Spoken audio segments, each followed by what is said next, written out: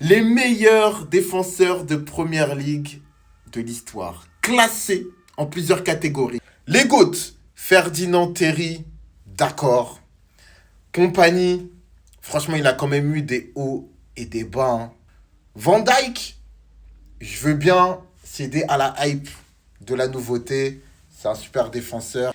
Legend, Vidic, pour moi, il doit être dans la catégorie GOAT.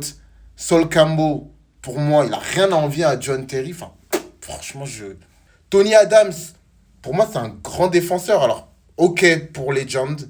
Et Ricardo Carvalho, encore une fois, enfin, en toute honnêteté, je vois même pas ce que Ricardo Carvalho, il a en moins d'un John Terry ou d'un Vincent Kompany. World class.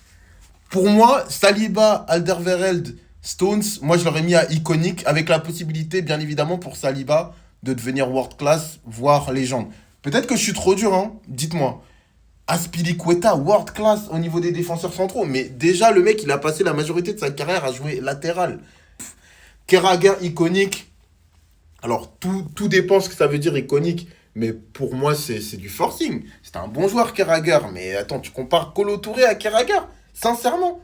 Kolo Touré, il mérite au moins d'être world class. Au moins d'être world class. Mais bon, comme d'hab, de toute façon, les joueurs africains, ils sont toujours minorisés. David Luiz, je veux bien le iconique. Pourquoi? Parce que c'était pas un grand défenseur. C'était un joueur avec beaucoup de panache. Moi, j'adorais ses montées balles au pied. Il lâchait jamais rien. Mais c'est pas un maître de la défense.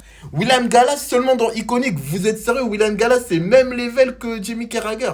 Bref, dis-moi toi ce que tu penses de ce classement. Comment tu l'aurais fait? Like, commente, partage, abonne-toi.